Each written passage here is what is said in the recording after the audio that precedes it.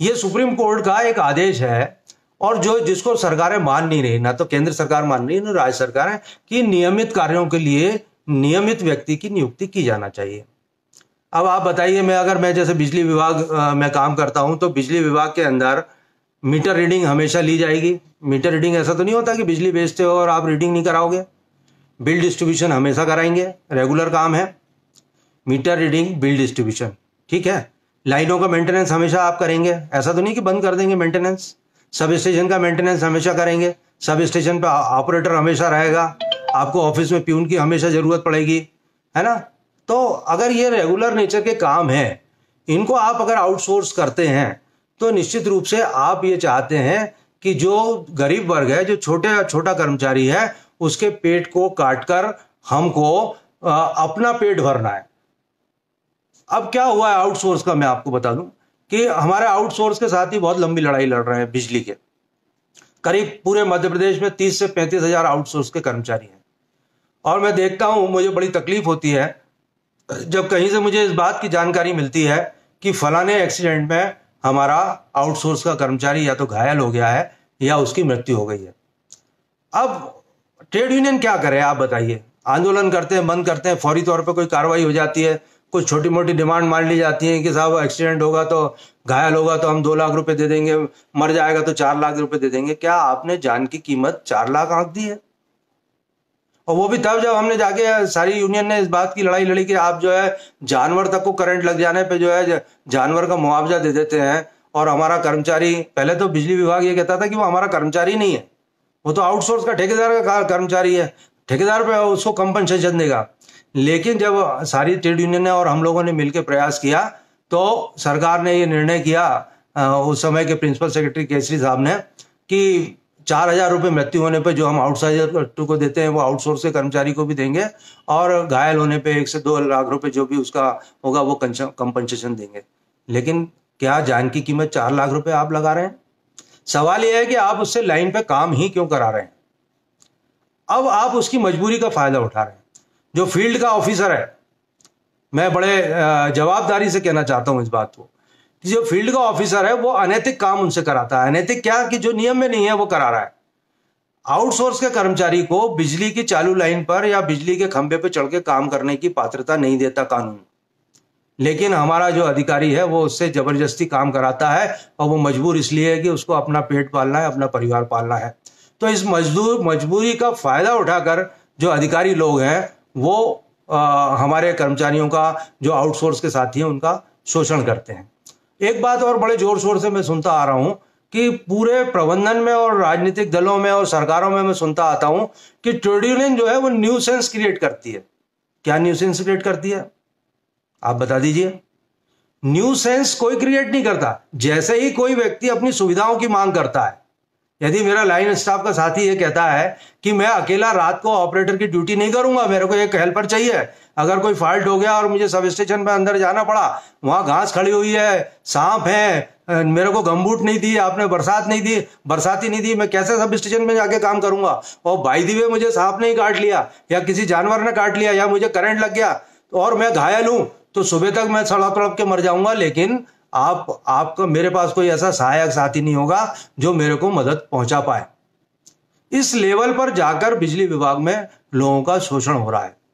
इसको रोकने की आवश्यकता है। और ये जो लाइव टेलीकास्ट के माध्यम से, और हम समय समय पर वीडियो करके इसलिए करते हैं, ये हम साक्षात में भी चर्चा करते हैं लोगों से, लेकिन ये आवाज है जो ज्यादा से ज्यादा लोगों तक पहुंचती है और वो उसके प्रति जागरूक होते हैं।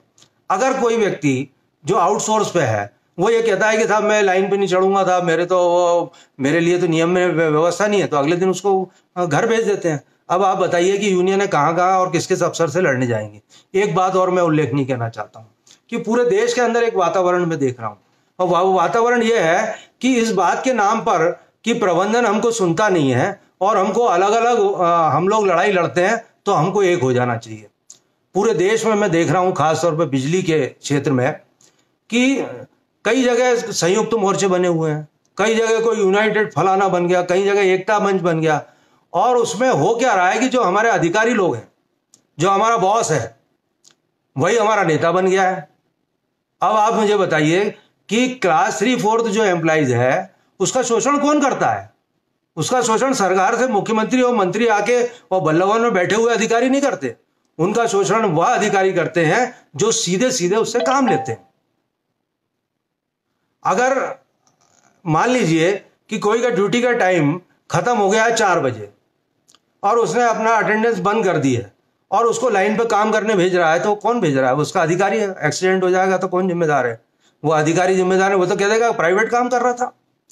अगर वो बंदा कोई देर से आता है और अगर कोई अधिकारी उससे अशब्द बोलता है, बुरा व्यवहार करता है, तो वो अगर कर्मचारी आवाज उठाता है तो किसके पास जाएगा? क्योंकि वो जो अधिकारियों का नेता है वही हमारा भी नेता बन गया है।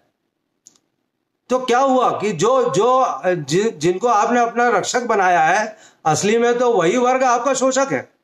तो इसको भी हमारे क्लास 3 और 4 के एम्प्लॉइज को समझने की आवश्यकता है कि वो जो मुट्ठी भर लोग हैं, वो जो हमारे अफसर हैं, उनको ट्रेड यूनियन का कोई पावर ही नहीं है। कानून में जो ट्रेड यूनियन एक्ट है उसके अंतर्गत उनको कोई पावर ही नहीं है कि वो ट्रेड यूनियन बना पाएंगे। वो केवल अपनी वेलफेयर की एक एसोसिएशन बनाते हैं, और जब वो एसोसिएशन बनाते हैं तो उनको कानूनी अधिकार नहीं होने से वो कोई आंदोलन नहीं कर पाते।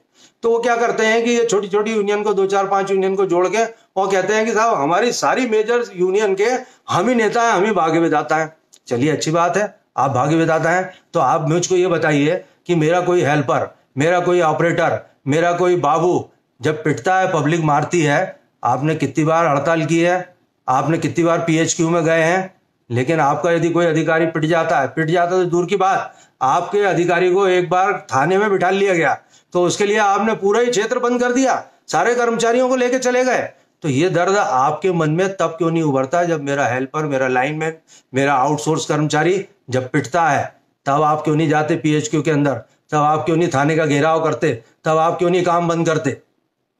इससे ये साबित होता है कि आप अपने वर्ग की सुरक्षा के लिए हम लोगों का उपयोग करने जा रहे हैं। इसका भी हम विरोध करते हैं और हमारे क्लास 3 और 4 के एम्प्लॉइज को मैं चेताना चाहता हूं कि वो समझ लें। आप मुझे बताएं कि सरकार से जब बात होती है और जब जो है बल्लभ भवन में बात होती है, जब MD लोगों से बात होती है, तब आपको कहाँ बिठाया जाता है? उस संयुक्त जो बना हुआ है संघ, उसमें कहाँ बिठाया जाता है? पहले तो आपको ले जाते ही नहीं है, वो 5 पहुंच जाते हैं, मुझे मालूम है। और अगर आपको ले जाया भी जाता है तो आपको उस कोने में बिठाया जाता है। मतलब जिसकी सबसे बड़ी समस्या है, जो सबसे ज्यादा पीड़ित है, उसकी बात को रखने का उसको अधिकारी नहीं है, वो सबसे पीछे बैठा है। और जिन लोगों ने आपकी ताकत का उपयोग करके, आपकी भीड़ का उपयोग करके और निगोशिएशन करने की ताकत प्राप्त कर ली है, वो आपके लिए लड़ाई लड़ने के लिए तैयार नहीं है। ये इसको भी हम लोगों को समझना होगा। और मेरा आह्वान है क्लास 3 और 4 एम्प्लॉइज से कि अगर आपको कोई संयुक्त मोर्चा बनाना है, आपको कोई ताकत को इकट्ठा करना है, तो आप केवल क्लास और 3-4 के एम्प्लॉइज इकट्ठे होइए। अगर आप अपने अधिकारियों को अपना नेता बना लेंगे तो फिर आप कभी जो है अपने अधिकारों को प्राप्त नहीं कर सकते। ये मेरा